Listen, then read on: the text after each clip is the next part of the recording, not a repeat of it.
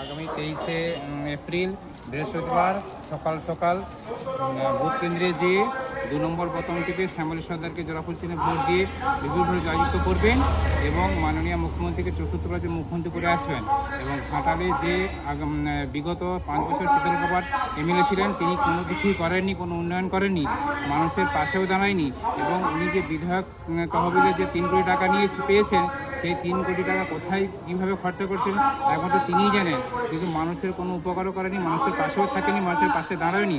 এবং বিগত এই যে হালফিল যে একটা বন্যা হয়েছিল, সেই বন্যাতে ওনার কোনো টিকিও পাওয়া যায়নি। তাই আমরা এসেছি যেহেতু তৃণমূল কংগ্রেসের সৈনিকরা সবসময় মানুষের পাশে আছে, আপদে আছে, বিপদে আছে, সবসময় সুখে দুঃখে আছে, আর সমস্ত রকম সহযোগিতা তৃণমূল কংগ্রেসের কর্মীরা করছে।